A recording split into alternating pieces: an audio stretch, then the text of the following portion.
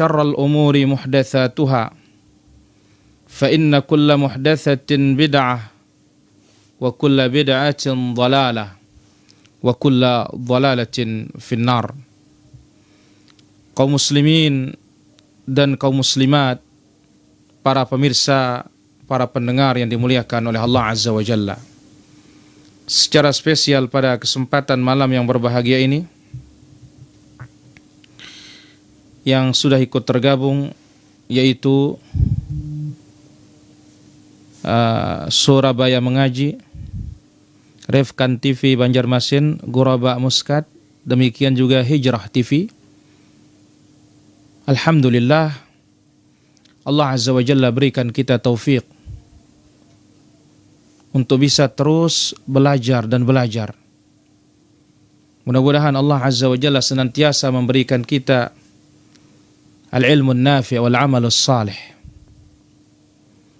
Kemudian salat dan salam bagi Rasul kita yang mulia, Nabi kita Nabi Muhammad sallallahu alaihi wa ala alihi wa sahbihi ajma'in. Para pemirsa yang dimuliakan oleh Allah Subhanahu wa taala, alhamdulillah, kita akan mulaikan pada kesempatan yang berbahagia ini yaitu syarah adab-adab Islamiyah, yang mudah-mudahan adab-adab Islam ini kita bisa praktikkan dalam keseharian kita. Karena ini adalah bagian dari amalan An-Nabawi, amalan Nabi sallallahu alaihi wasallam yang pantas dan patut kita contoh. Bagaimana tidak, Allah Azza wa Jalla telah menyebutkan dalam suratul Ahzab, laqad kana lakum fi Rasulillahi uswatun hasanah. Sungguh pada diri Nabi sallallahu alaihi wasallam bagi kalian suri toladan yang terbaik, contoh yang terbaik. Alhamdulillah,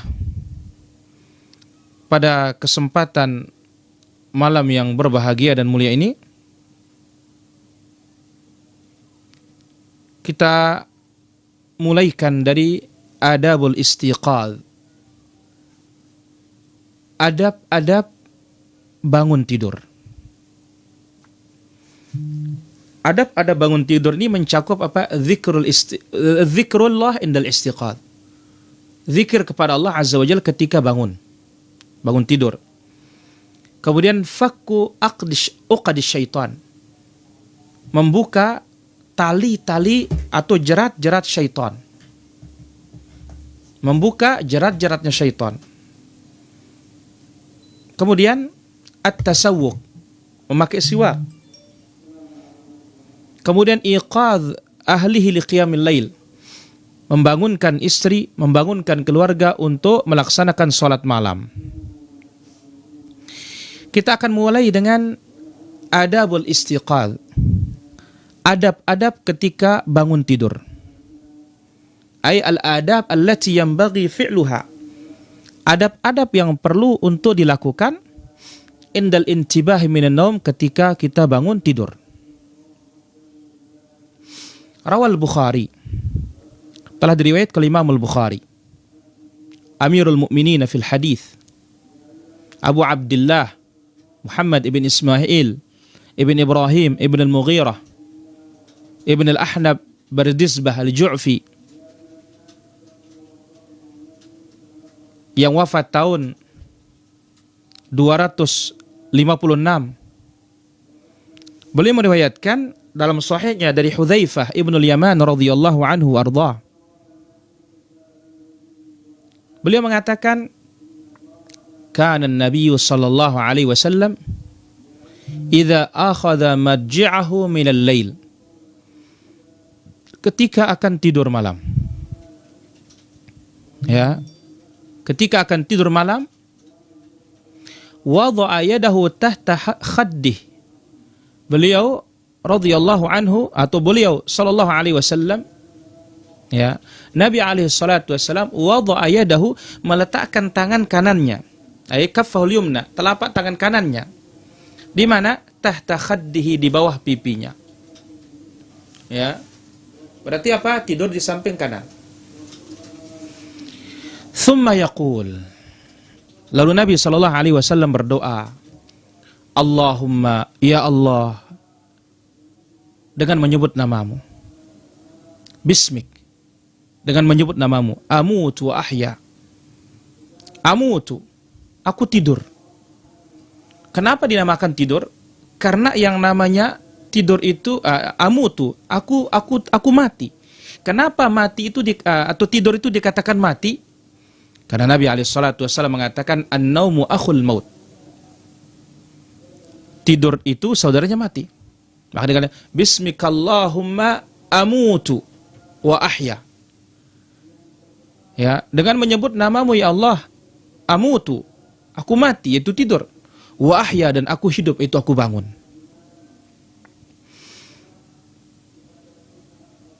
Maka ini zikir kita dan adab kita ketika tidur. Ya, telapak tangan kanan ditaruh di pipi dan mengucapkan Bismikallahumma amutu wa ahya. Wa idza istayqadha, dan ketika Nabi sallallahu alaihi wasallam bangun tidur, beliau mengucapkan alhamdulillah, segala puji bagi Allah azza wa jalla. Kita bersyukur atas nikmat dikembalikan nyawa kita oleh Allah azza wa jalla.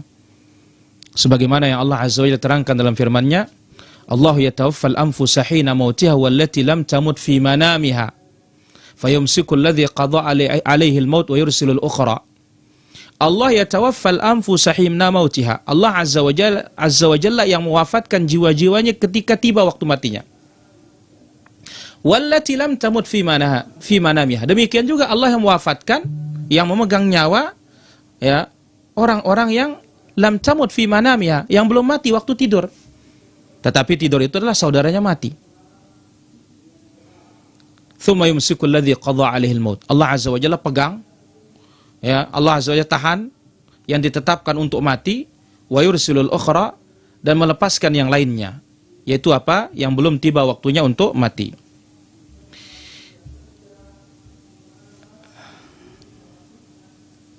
Dalam surah Az-Zumar ayat yang ke-42. Nah, maka ketika kita bangun, Allah azza wa jalla kembalikan nyawa kita. Wa yursilul ukhra. Maka pantaslah kita mengucapkan alhamdulillahilladzi ahyana ba'dama amatana. Segala puji bagi Allah azza wa jalla yang telah menghidupkan kita setelah mematikan kita waktu tidur. Ya. Dikembalikan kekuatan kita, gerakan kita setelah kita terikat waktu tidur. Wa ilaihin nusyur, dan kepada Allah azza wa jalla kita akan dibangkitkan kelak pada hari kiamat. Dihidupkan setelah kematian. Nah, inilah dia adabun nabawi. Adab Nabi SAW di antara sekian adab yang banyak. Salah satunya inilah dia. Letakkan telapak tangan kanan di pipi kanan, tidur samping kanan, Bismikallahumma amutu wa ahya. Ketika bangun, alhamdulillahilladzi ahyana ba'dama amatana wa ilaihin nusyur. Hadis yang agung ini, hadis yang mulia ini, darinya kita mengambil banyak faedah dan banyak pelajaran. Yang pertama, yambaghi an yakuna al-'abd 'inda naumih. Hendaklah seorang hamba ketika dia tidur, dzakiranillah, dia mengingat Allah azza wa jalla. Ketika mengingat Allah azza wa jalla, dia persiapkan dirinya untuk mati. Karena namanya kita akan tidur, ini adalah akhir hayat kita, akhir pekerjaan kita. Nah, begitu kita bangun, pujilah Allah azza wa jalla. Syukuri nikmatnya bisa balik lagi nyawa kita. Dan di sini kita mengingat al-yaqadzah, bagaimana Allah azza wa jalla kelak membangkitkan manusia ini dari kuburan mereka untuk dihisab dan dikumpulkan di padang mahsyar. Jadi ketika kita akan tidur, kita ingat inilah kematian. Ketika kita bangun tidur, ini kita ingat bahwasanya kelak hari kiamat Allah Azza wa Jalla akan bangkitkan seluruh makhlukin dari kuburannya. Faedah yang kedua, yanbaghi lil 'abd an ya'lam, hendaklah seorang hamba mengetahui bahwasanya semua hamba ini pasti akan kembali kepada Allah Azza wa Jalla. Maka lihat dalam zikir ketika musibah, inna lillah wa inna ilaihi raji'un. Inna lillah, sesungguhnya kita ini milik Allah. Wa inna ilaihi raji'un, dan kita pasti akan kembali kepada Allah Azza wa Jalla. Faedah yang ketiga, taqrir mabda'ul ba'ts ba'dal maut. Hadis ini memberikan kita faedah bagaimana al-ba'ts ba'dal maut, bagaimana Allah Azza wa Jalla akan kebangkitkan manusia ini setelah kematian. Ya, mau tidak mau kita akan dibangkitkan semuanya, dan ini yang diingkari oleh orang musyrikin, oleh kafir Quraisy. Mereka tidak percaya adanya hari kebangkitan tersebut. Maka lihat dalam surat Yasin, qala may yuhyil 'idhama wa hiya ramim. Siapakah yang menghidupkan tulang benulang yang hancur lebur? Qul yuhyiha alladhi ansha'aha awwala marrah. Katakanlah yang menghidupkannya, yang menciptakannya pertama kali dari tidak ada menjadi ada. Kemudian faedah yang keempat, fi hadzal hadits dalilul hikmah al-'azimah. Di dalam hadis ini hikmah atau bukti yang nyata tentang hikmah yang sangat agung dalam masalah tidur. Tidur ini Allah Azza wa Jalla jadikan sebagai istirahatnya badan kita setelah lelah bekerja, memberikan semangat bagi badan kita untuk melaksanakan sesuatu yang akan datang. Dan ini tentu mengingatkan dia akan kehidupan akhirat, yang mana ketika bangkit dari kuburan, setelah kita dimatikan oleh Allah Azza wa Jalla, kita akan kembali kepada Allah Azza wa Jalla dalam keadaan hidup dengan kehidupan yang sempurna. Hidup yang tidak ada akan ada lagi kematian. Adapun dunia, hidup, kita akan mati. Di akhirat, kita mati untuk akan hidup selama-lamanya. Kemudian, faedah yang kelima dari hadis ini, istihqaqullah ta'ala li jami' anwa'il mahamid. Keberhakan Allah Azza wa Jalla terhadap seluruh pujian. Segala pujian hanya Allah Azza wa Jalla yang berhak. Inilah dia adab Islam yang pertama. Zikir kita tidur, adab kita tidur, dan zikir kita bangun tidur. Bismikallahumma amutu ahya. Ketika bangun, alhamdulillahilladzi ahya ba'dama amatana. Adab yang kedua, fakku uqadis syaitan. Bagaimana dalam tidur itu kita membuka belenggu-belenggu jerat-jerat syaitan. Dalam As-Sahihain, hadits Al-Bukhari dan Muslim. Sahih Al-Bukhari, kitab yang paling sahih. Sahih Muslim, kitab yang paling sahih setelah Al-Quranul Azim.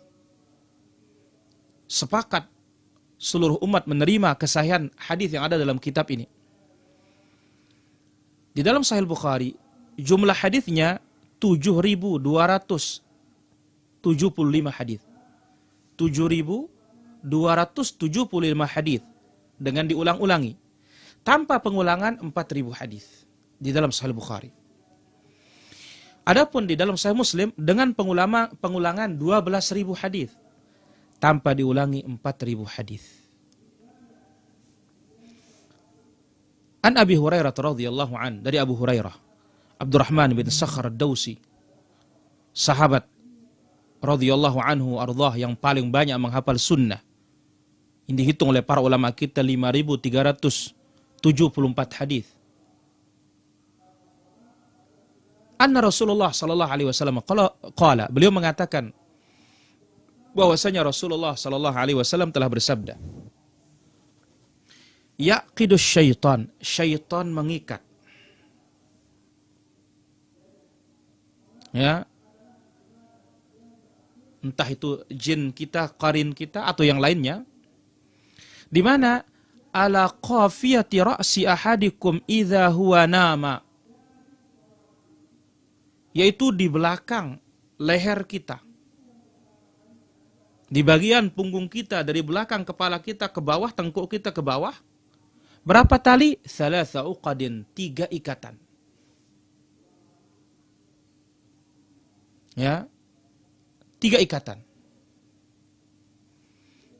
Dan 3 ikatan ini tentunya untuk mengikat kita jangan zikir, mengingat kita jangan wudu, mengingat kita jangan sholat. Mengikat kita jangan zikir, jangan wudu, jangan sholat. Yadribu kulla uqdatin alaika laylun tawil. Setiap tali itu ya diikat sambil dipukul. Hai fulan, malam masih panjang, tidur saja, jangan bangun. Farqud, tidur.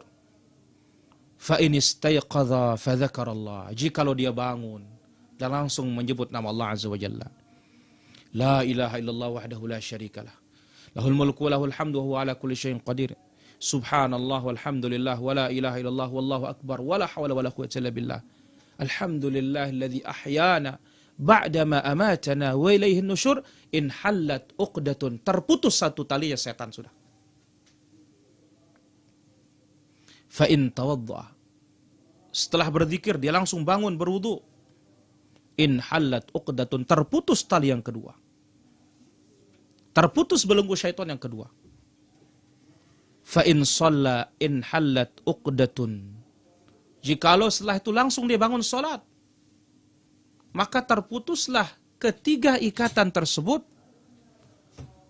Fa asbaha nasyita. Maka bangun pagi itu dia akan penuh dengan semangat, gembira. Dengan taufik dari Allah Azza wa Jalla, dia diberikan ya kesempatan untuk berbuat taat dan diberikan pahala oleh Allah Azza wa Jalla. Tayyiban nafsi. Bangunnya semangat, tayyiban nafsi. Ya, nyawanya, jiwanya bahagia, gembira. Kenapa? Bisa berbuat taat kepada Allah Azza wa Jalla. Sebab ketaatan itu membuat orang gembira. Kemaksiatan itu membuat orang bersedih. Wa illa, tetapi sebaliknya, jikalau dia tidak zikir, jikalau tidak berwudu, jikalau tidak salat, asbaha khabithan nafs. Maka pagi itu dia akan bangun dalam keadaan sedih, gundah gulana, kaslan, akan malas. Kenapa? Karena pengaruh ikatan-ikatan syaitan yang mana dia masih terbelenggu, sehingga tidak ada kegembiraan yang menyelimutinya dan dia tidak diberikan taufik taat oleh Allah Subhanahu wa taala. Ma yustafadu minal hadis. Apa faedah yang bisa diambil dari hadis ini? Yang pertama, takrir mabda wujud syaitan. Hadis ini menjelaskan kepada kita bahwasanya setan itu ada, ya. Bukan tidak ada, setan itu ada. Ya. Dan syaitan ini sebagaimana yang Allah Azza wa Jalla sebutkan di dalam surat Kahfi. Allah katakan ketika diperintahkan untuk bersujud kepada Adam alaihissalatu wassalam,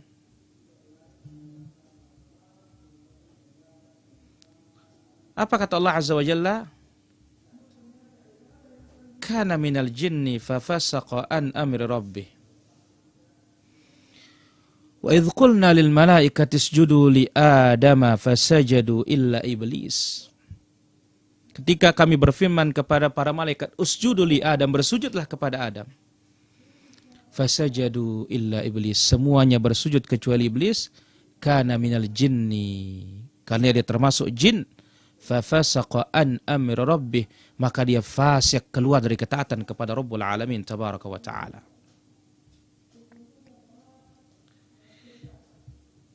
Jadi jin dan syaitan ada. Dan khuliqatil jin min marij min nar, atau khuliqal jin min marij min nar. Jin itu diciptakan dari api. Kemudian faedah yang kedua dari hadis ini, azimu amri idlal syaitan ibn Adam. Betapa besarnya penyesatan setan terhadap anak Adam. Bagaimana tidak? Dia sudah bersumpah serapah di hadapan Allah. Qala fa bi'izzatika la'ughwiyannahum ajma'in. Demi kejayaanmu ya Rabb, aku akan sesatkan mereka semua. Kemudian faedah yang ketiga, fadilatul wudu wassalah, keutamaan wudu dan keutamaan salat serta keutamaan zikir. Karena zikir itu pengusir syaitan. Maka lihat ketika muadzin Allahu Akbar, setannya lari. Selesai zikir datang lagi. Kamat lari. Baca Al-Baqarah di rumah, setannya lari. Sebagaimana dalam Sahih Muslim, inna syaitan yanfiru minal bait alladhi tuqra'u fihi suratul Baqarah. Setan itu akan lari dari rumah yang dibacakan surat Al-Baqarah. Kemudian faedah yang keempat, hirsun Nabi sallallahu alaihi wasallam ala ib'adis syayatin an ummatihi. Kegigihan Nabi sallallahu alaihi wasallam menjauhkan syaitan itu dari umatnya atau dari umatnya, dari pengikutnya, dari sahabatnya. Nabi sallallahu alaihi wasallam berusaha menjauhkan kita dari iblis, menjauhkan kita dari syaitan. Bagaimana tidak? Karena dia musuhnya kita, musuhnya Nabi, musuhnya moyang kita Adam alaihimus salatu wassalam.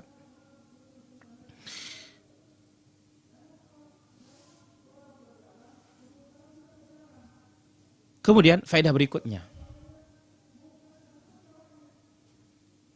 An-nasyat wal jiddu minallah. Semangat itu datang dari Allah Azza wa Jalla.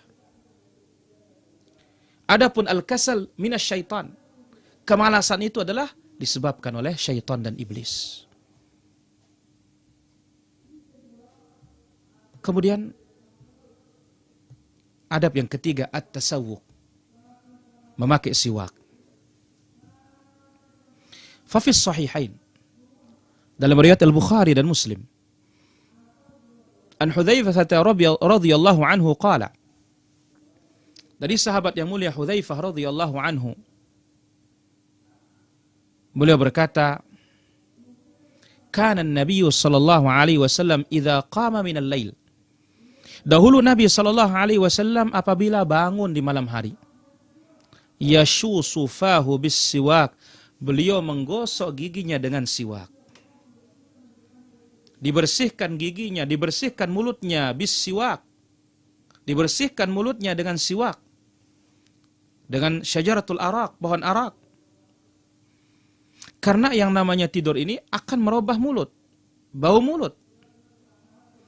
Karena bisa saja waktu tidur akan naik, ya, bakhur, uap-uap makanan. Siwak itu yang akan membersihkannya. Siwak yang akan menghilangkannya. Hadis ini menerangkan kepada kita beberapa faedah. Yang pertama, yata'akkad istihbabus siwak indal qiyam minan naum.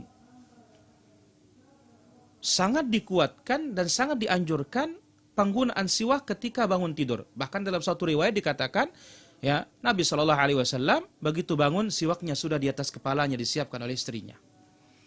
Maka jangan sampai bangun-bangun pegang apa? Pegang korek, cari rokok. Bangun, cari apa? Siwak. Siwak Nabi SAW, jangan siwaknya setan. Kemudian faedah yang kedua, yata'akkad istihbabus siwak. Sangat dikuatkan, dianjurkan bersiwak inda taghayyuri raihatil fam, ketika bau mulut itu berubah. Ya, qiyasan 'alal qiyam minan naum, ya, diqiyas dengan ketika kita bangun tidur. Maka oleh karena itu, ya, tempat-tempat Nabi Shallallahu Alaihi Wasallam menggunakan siwak sangat banyak. Ketika mau baca Quran, ketika masuk rumah, kemudian ketika akan sholat, ketika akan berwudu, ketika berpuasa. Termasuk di sini bangun tidur. Ini adalah tempat-tempat Nabi Shallallahu Alaihi Wasallam menggunakan siwak. Yang ketiga, hirsus sahabah, kegigihan para sahabat ala naqli kulli aqwalin Nabi sallallahu alaihi wasallam, untuk membawakan seluruh ucapan-ucapan Nabi sallallahu alaihi wasallam. Seluruh sabda Nabi sallallahu alaihi wasallam yadullu ala azimi mahabbatihim lahu. Ini menunjukkan betapa besarnya kecintaan para sahabat kepada Nabi sallallahu alaihi wasallam. Dan inilah dia tanda cinta. Tanda cinta itu adalah al-ittiba', ikut dan mencontoh ya siapa yang kita cintai.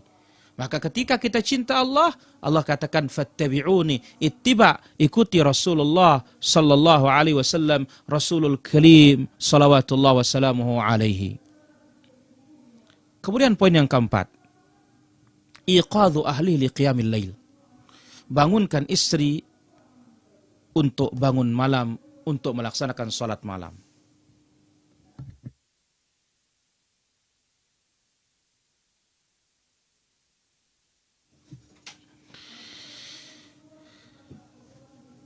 Bangunkan keluarga, bangunkan istri untuk salat malam. Rawa Abu Dawud, telah diriwayatkan oleh Imam Abu Dawud, Sulaiman ibn al-Ash'ath ibn Ishaq as-Sijistani, beliau wafat di Basrah pada tahun 275 Hijriyah dengan umur 73 tahun. Beliau punya kitab yaitu Sunan Abi Dawud. Bisanadin hasan, beliau meriwayatkan dengan sanad yang bagus an Abi Hurairah radhiyallahu anhu qala. Dari sahabat yang mulia Abu Hurairah radhiyallahu anhu, beliau berkata, qala Rasulullah sallallahu alaihi wasallam. Rasulullah sallallahu alaihi wasallam bersabda, rahimallahu, Allah azza wa jalla merahmati, atau semoga Allah merahmati, rajulan qama minal laili, seorang laki-laki yang bangun salat malam untuk tahajud. Fasalla wa ayqadha imra'atahu, dia salat dan dibangunkan istrinya. Fa in abad, jikalau istrinya enggan untuk bangun, nadhaha fi wajhihal ma, dia percikkan air di wajah istrinya. Bangun istrinya untuk salat. Rahimallahu mra'an, dan Allah rahmati seorang wanita qamat minal lail, yang bangun malam. Fasallat, lalu dia salat malam. Wa ayqadhat zawjaha, dan dibangunkan suaminya. Fa in aba, jikalau suaminya enggan untuk bangun, nadhahat fi wajhil ma, dipercikkan air ke wajah suaminya agar hilang rasa ngantuk, dan mereka ta'awun, saling bantu tolong menolong untuk berbuat ketaatan kepada Allah azza wa jalla. Bismillah.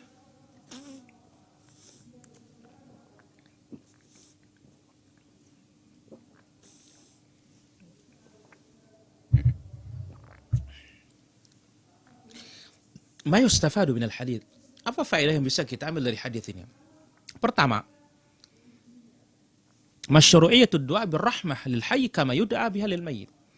Disyariatkan mendoakan rahmat, memintakan seorang kasih sayang kepada Allah sebagaimana kita disunnahkan, dianjurkan mendoakan orang yang mati mendapatkan kasih sayang dari Allah Subhanahu wa taala. Jadi rahimakallah boleh untuk yang hidup sebagaimana rahimahullah boleh untuk yang mati. Yang kedua, fadilat salatil lail, keutamaan salat malam. Bagaimana tidak?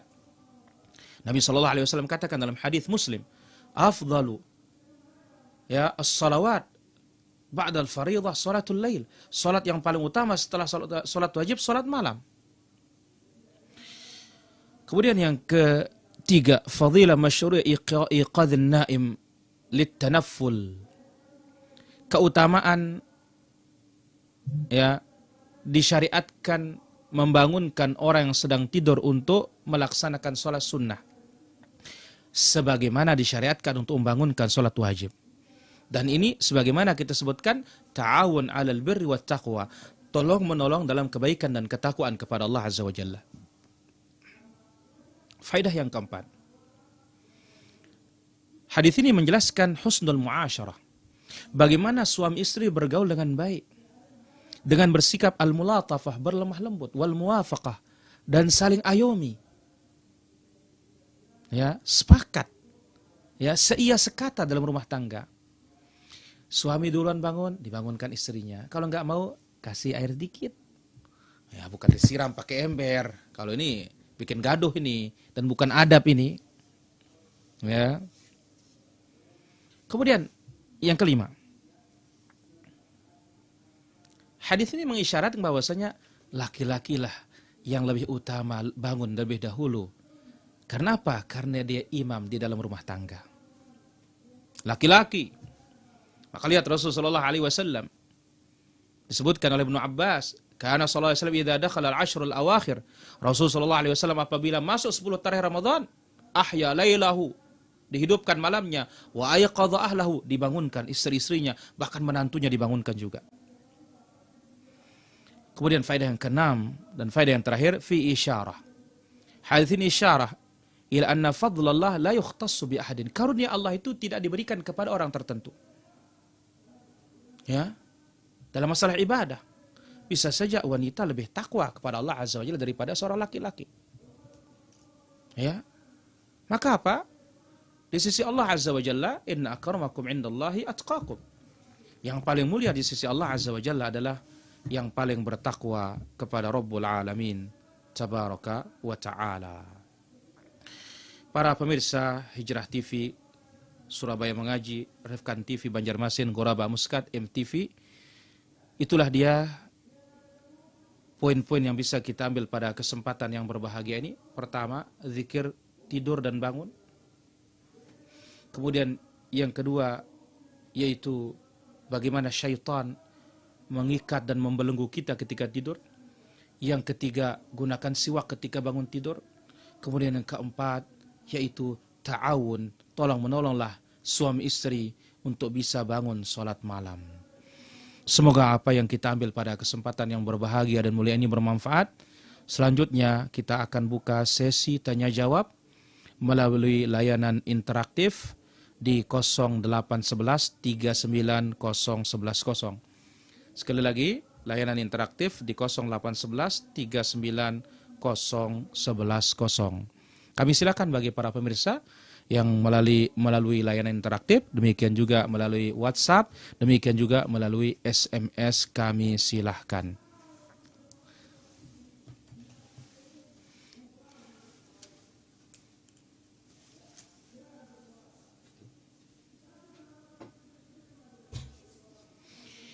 Baik, sambil menunggu telepon yang masuk dari para pemirsa. Baik, sudah ada yang masuk di sini.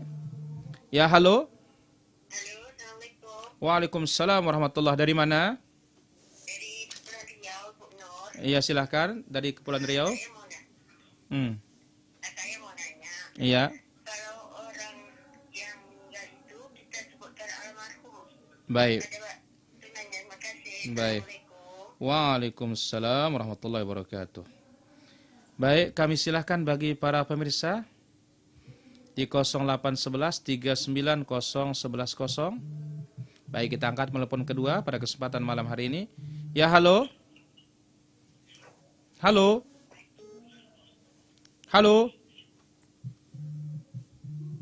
Ya, halo.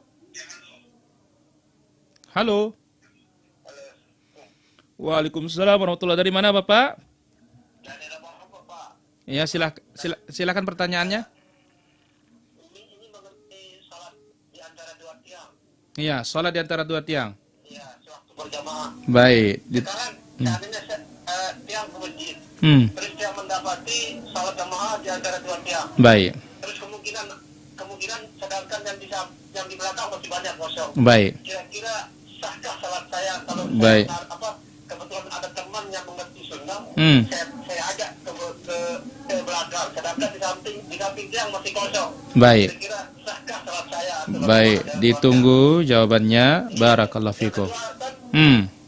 Yang kedua, misalnya ini saya sering sekali saya ikuti kajian Pak Ustaz ini di TV terus maghrib ini. Iya. Terus kebetulan azan di masjid sedang dikumandangkan. Bagaimana hukumnya kalau saya ikuti kajian ini sedangkan azan sudah berkumandang? Baik. Apakah saya tidak berdosa kalau saya terlambat mengikuti salat berjamaah? Baik, ditunggu jawabannya. Mengikuti kajiannya. Baik. Terima kasih Ustaz dari Lampung Lombok ini. Baik, barakallahu fikum. Ditunggu jawabannya. Assalamualaikum. Waalaikumsalam warahmatullah. Kami silahkan bagi para pemirsa yang sudah tergabung, baik kita angkat telepon berikutnya. Ya, halo. Halo. Halo. Baik, silahkan bagi para pemirsa yang ingin berdialog interaktif. Kami silahkan di 0811 390110 dan usahakan kalau sudah nyambung langsung disambut ya teleponan kami. Ya, kami silahkan di 0811 390110. Baik, sambil menunggu pertanyaan yang akan tiba, kita akan jawab dulu pertanyaan yang sudah masuk. Bagaimana hukumnya mengucapkan almarhum bagi orang meninggal dunia? Kita katakan ini kalimat yang ada bahayanya. Sebagaimana telah disebut oleh Syekh Bakar Abu Zaid rahimahullah ta'ala dalam kitab Mu'jam al-Manahi al-Lafdhiyah, kamus bahasa-bahasa atau kata-kata yang terlarang. Maka yang paling selamat katakan rahimahullah. Jangan mengatakan almarhum, karena almarhum itu apa? Itu kita menganggap dia sudah dirahmati oleh Allah Azza wa Jalla. Ya, maka hindari lafaz tersebut, gunakan rahimahullah laki-laki, rahimahullah untuk perempuan. Wallahu ta'ala ala wa alam. Baik, kita angkat telepon berikutnya.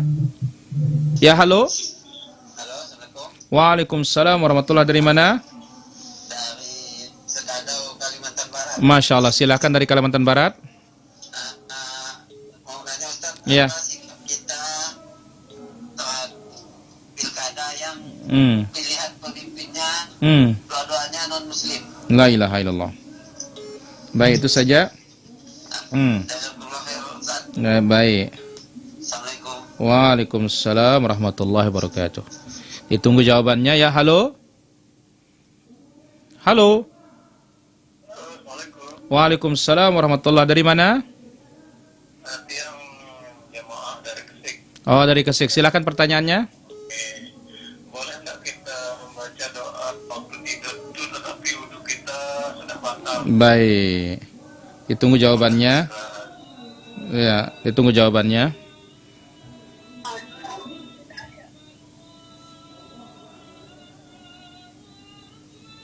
Baik. Pemirsa yang dirahmati Allah Subhanahu wa taala, kita akan jawab sambil menunggu ya pertanyaan-pertanyaan sudah yang akan masuk begitu. Baik, kita angkat. Ya, halo. Assalamualaikum. Waalaikumsalam warahmatullahi. Dari mana? Dari Bali nih. Silahkan dari Bali. Ya, ini mau tanya ini kalau kita mengikuti imam, kan? Nah, kalau imamnya habis membaca Al-Fatihah, apakah sebagai makmum membaca lagi setelah itu? Baik. Ditunggu jawabannya. Barakallahu fikum. Baik, pertanyaan sudah masuk, kita jawab dulu. Jika seorang istri telah bercerai dengan suaminya, kemudian memiliki satu anak dan tidak lama sang istri menikah dengan laki-laki lain, apakah berdosa seorang ibu mendatangi anaknya ke rumah mantan mertuanya tanpa seizin dari suaminya? Kita katakan tidak ada urusan. Karena anaknya itu, dia tetap berkewajiban untuk memperhatikan, memelihara anaknya. Jadi tidak ada dosa baginya. Wallahu ta'ala ala wa alam. Baik, kita angkat telepon berikutnya. Ya, terputus. Baik. Bagaimana hukum sholat di antara dua tiang? Kita katakan ketika ada jalan yang luas untuk kita tidak sholat di sana, tidak boleh. Sebagaimana Anas mengatakan, kunna nattaqis sawari ala ahdi Rasulullah sallallahu alaihi wasallam. Kami di zaman Rasul itu sangat menghindari sholat di antara tiang. Maka caranya apa? Silahkan mundur ke belakang. Meskipun tidak ada orang. Yang penting jangan sholat di antara dua tiang tersebut. Wallahu ta'ala ala wa alam. Kemudian, ketika mendengar azan, di saat mendengar pengajian, silahkan ya dijawab azannya, tidak ada masalah. Kemudian jangan sampai telat sholat di masjid. Ya, Allah Ta'ala ala wa alam. Kemudian batal wudu. Bisakah masih berzikir untuk tidur? Boleh, tidak ada masalah. Allah Ta'ala ala wa alam. Ya, halo. Halo. Dari mana? Dari Jambi. Silakan pertanyaannya. Saya mau bertanya ya. Iya. Silakan. Ya. Kalau saya sholat sendirian, kemudian datang orang jemaah dengan saya, apakah saya berubahnya? Baik. Itu saja. Itu saja ya. Baik, ditunggu jawabannya. Barakallahu fikum. Baik, pertanyaan berikutnya, mana didahulukan berbuka puasa atau salat maghrib berjamaah? Ya harus buka puasa, dan buka puasanya jangan makan. 3 biji kurma, minum air, langsung berangkat sholat, karena itulah caranya Rasul sallallahu alaihi wasallam. Ya, wallahu taala ala wa alam. Di Jateng bertanya, sholat sunnah zuhur yang haram kan neraka berapa rakaat? 4 sebelum zuhur dan 4 setelah zuhur. Wallahu taala ala wa alam. Kemudian pertanyaan berikutnya di sini. Apakah ketika berjamaah makmum juga baca Fatihah? Kalau imam sudah membaca Fatihah dengan suara nyaring, kita tidak perlu membaca, cukup kita dengarkan saja. Wallahu taala ala wa alam. Baik, kita angkat telepon berikutnya. Ya, halo. Halo. Iya, halo. Dari mana? Ini saya lagi lihat Hijrah TV. Ya, silakan. Silakan pertanyaannya. Jangan kita nih pakai telepon. Ya, gini, mau nanya tentang itu gimana kalau ada orang jadi imam tapi dia bukan imam. Bukan imam sih ya, tapi itu cuma orang biasa. Nah, orang itu kan salatnya kalau dilihat oleh saya itu udah benar salatnya, tapi dia mau jadi imam. Gimana saya, apa harus jadi imam? Apa saya harus salatnya sendiri gitu? Baik, dari mana ini? Ini dari Tasikmalaya. Oh, Masya Allah. Baik, ditunggu ya. Iya, iya. Baik, ditunggu jawabannya. Barakallahu fikum. Ya, halo. Halo. Halo, Ya, dari mana?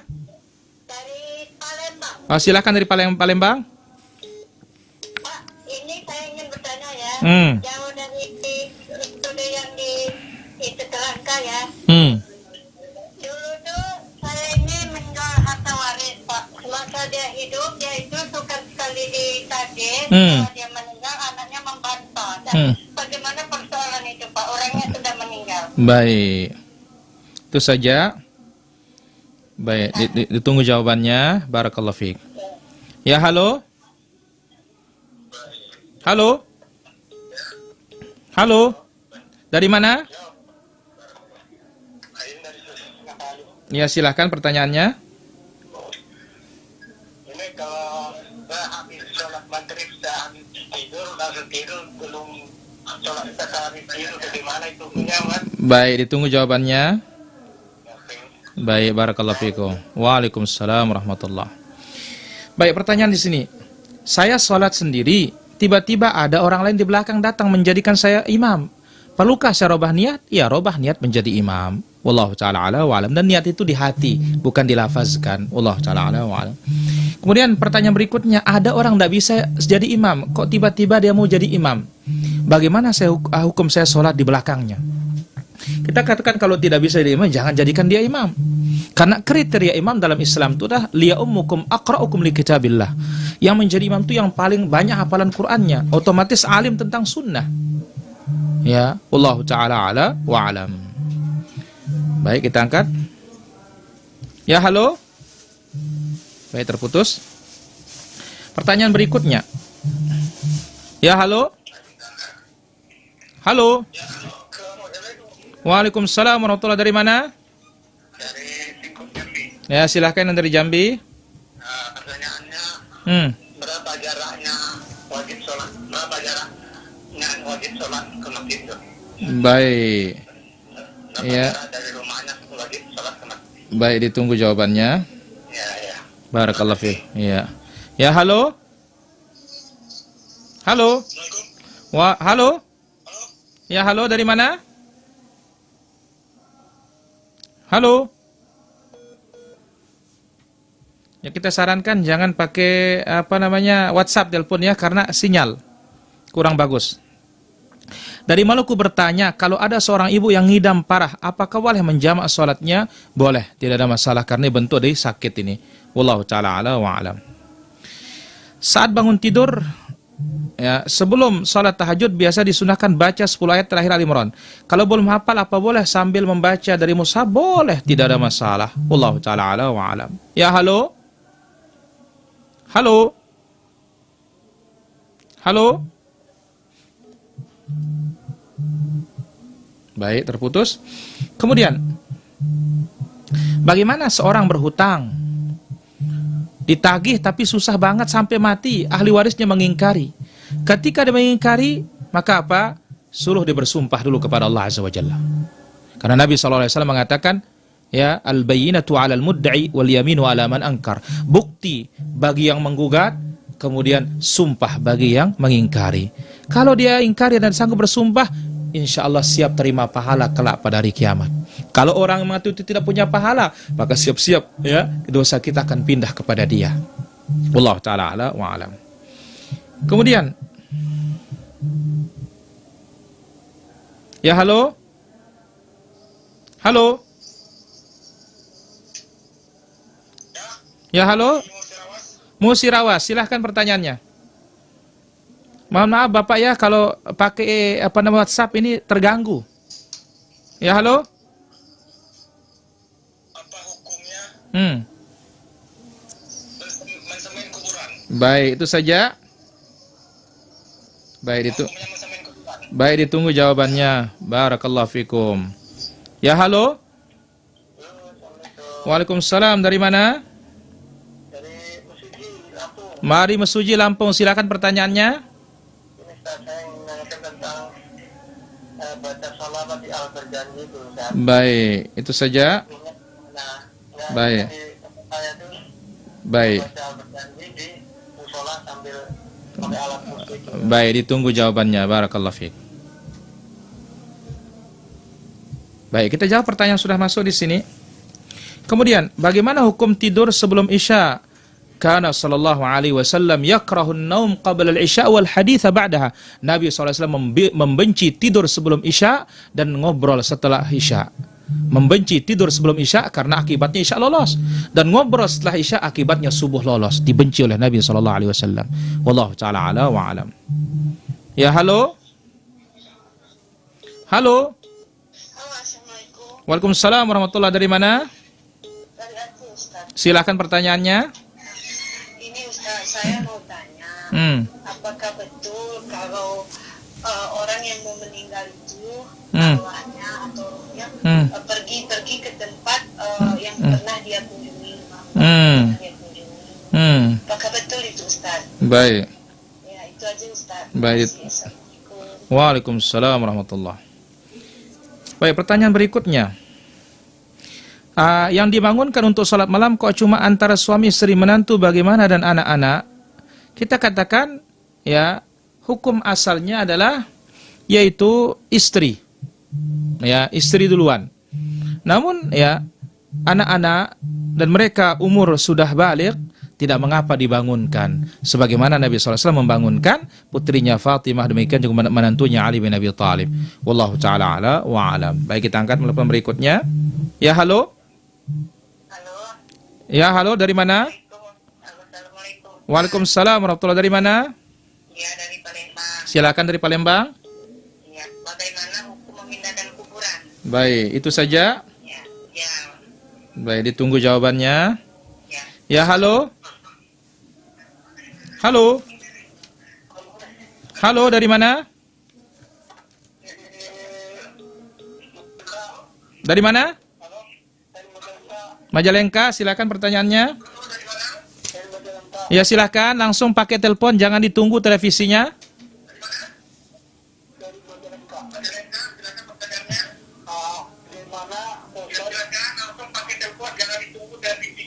Ya, bagaimana kalau kita mengadakan hari kematian, mengadakan bayar? Baik. Baik, ditunggu jawabannya. Ya, ditunggu jawabannya. Ya, halo? Assalamualaikum Pak Ustaz. Waalaikumsalam warahmatullahi, dari mana? Dari Palembang. Iya, silahkan, dari Palembang. Saya mau tanya, Iya. sama yang tahajud itu, batas mana batasnya? Baik. Dari jam berapa ke jam berapa batasnya? Baik, itu saja. Ditunggu jawabannya. Barakallahu fiik. Baik, kita jawab pertanyaan sudah masuk. Apa batasan mendatangi masjid itu? Selama masih kita mendengar azan, wajib kita untuk mendatangi masjid. Karena Nabi SAW bersabda, "Man sami'an nida' falam yujib fala salatalah." Siapa mendengar azan dikumandangkan lantas dia tidak datang, maka tidak ada salat baginya. Wallahu ta'ala ala wa alam. Ya, halo? Halo? Baik, terputus. Silahkan ditunggu. Bagaimana hukumnya menyemen kuburan dan mengkeramiknya? Ini hukumnya haram. Kenapa? Karena Nabi SAW naha an tajsisil qabr. Nabi SAW melarang untuk menyemen kuburan. Wallahu ta'ala ala wa alam. Zikir sebelum tidur 3 kul itu dibaca satu kali atau bagaimana? Kita dikatakan dibaca satu kali. Maksudnya, kul huwallah, kul a'udzu birabbil falaq, kul a'udzu birabbinas. Selesai, tiup, gosok di badan. Ulangi lagi sampai 3 kali. Wallahu ta'ala ala wa alam. Kemudian, pertanyaan berikutnya, bagaimana hukum salawatan yang diberazanji? Ini salawat mubtada', salawat yang dibuat-buat tidak boleh dipakai. Ya, dan tidak ada tuntunan dia baca berazanji, apalagi ngeributin orang. Wallahu ta'ala ala wa alam. Kemudian, apa betul orang kalau mau mati itu katanya keliling dulu nyawanya ke tempat-tempat yang pernah dikunjungi? Tidak ada dalilnya dari Nabi SAW. Maka jangan dipercaya. Wallahu ta'ala ala wa alam. Bagaimana hukum memindahkan kuburan? Kalau dipindahkan dari masjid ke kuburan umum, wajib. Karena masjid bukan tempat kuburan. Wallahu ta'ala ala wa alam. Bagaimana mengadakan tahlilan di tempat kematian? Ini hukumnya adalah haram. Dan diharamkan oleh madhabul Imam Syafi'i rahimahullahu ta'ala. Demikian yang datang dari sahabat, kunna na'uddul ijtima' wa sunnat ta'am inda ahlil mayyit minan niyahah. Kami para sahabat menganggap kumpul-kumpul dan membuat makanan di tempat kematian termasuk meratap, dan si mayit akan disiksa gara-gara ratapan keluarganya. Wallahu ta'ala ala wa alam. Mana batasan sholat tahajud? Sholat tahajud itu setelah tidur malam dan sampai sebelum tiba waktu subuh. Wallahu ta'ala ala wa alam. Pertanyaan berikutnya, apakah dosa riba bisa menghapus semua amalan? Kita katakan tidak menghapus semua amalan, tetapi dosa riba adalah dosa yang sangat besar. Wallahu ta'ala ala wa alam.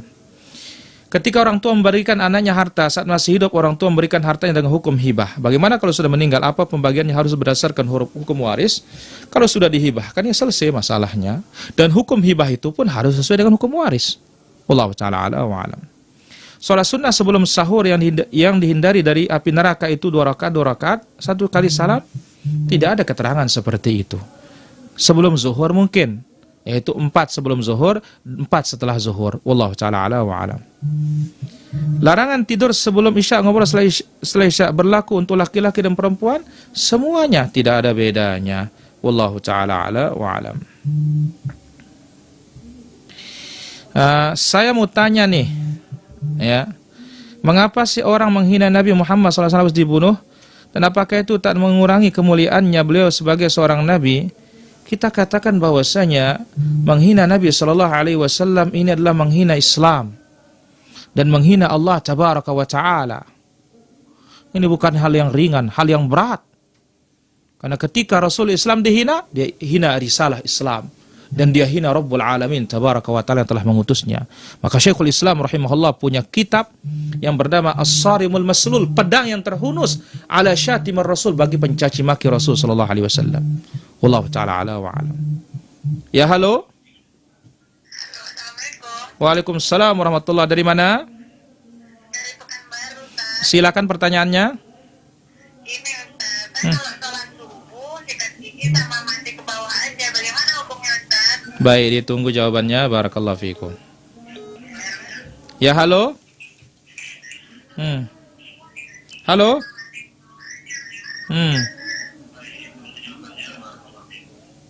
Halo.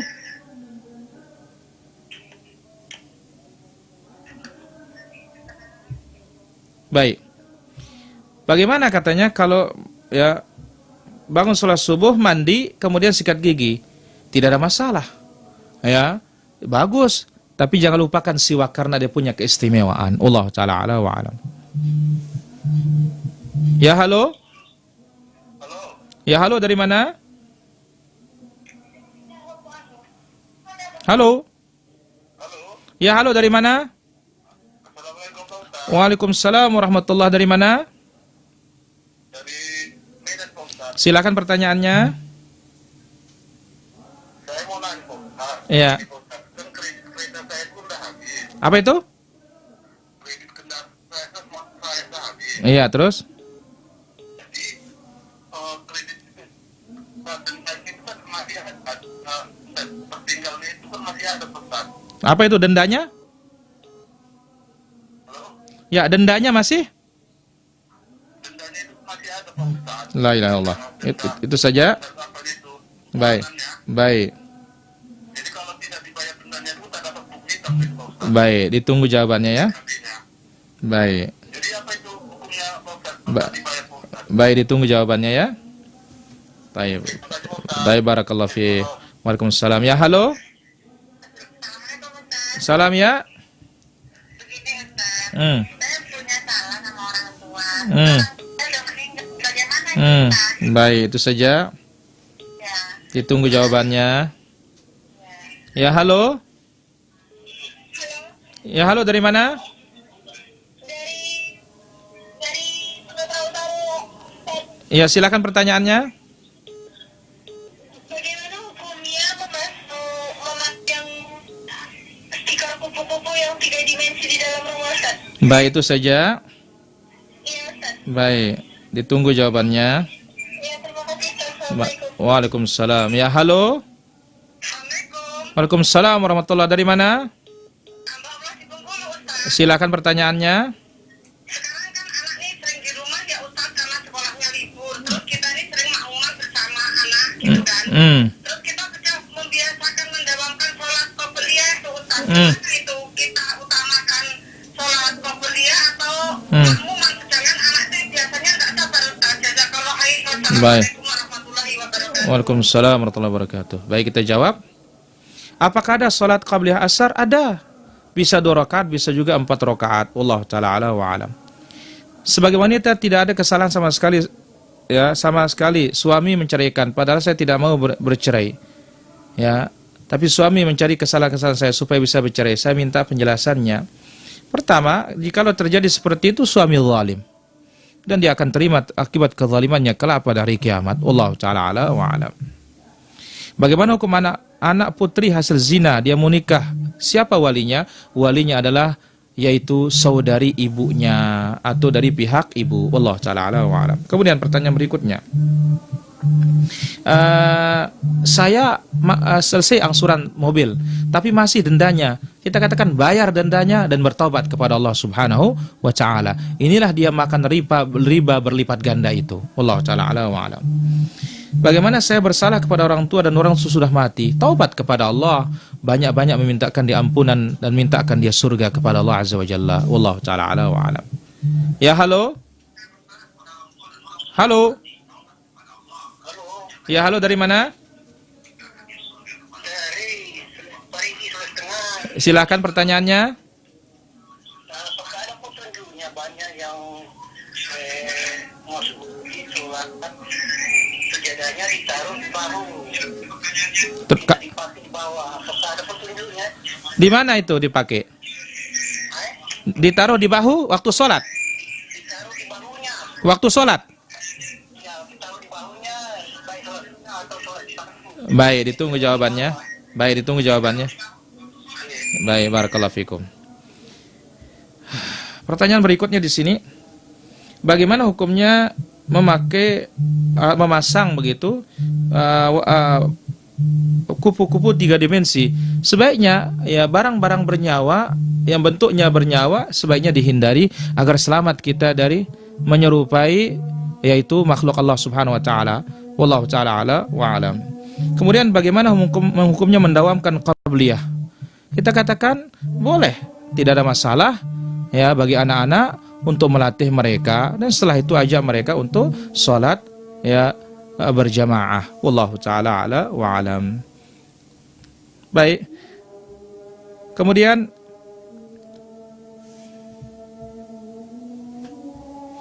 apa hukum sujud tilawah saat menjadi imam sholat di saat membaca Al-Quran? Hukumnya sunnah, tidak wajib. Wallahu ta'ala ala wa alam. Baik, demikian yang bisa kita ambil pada kesempatan malam yang berbahagia dan mulia ini. Mohon maaf atas segala kekurangan dan kesalahan. Wal ilmu indallah wa sallallahu ala nabiyina Muhammad Subhanakallahumma bihamdik asyhadu an la ilaha illa anta astaghfiruka wa atubu ilaik. Wassalamualaikum warahmatullahi wabarakatuh.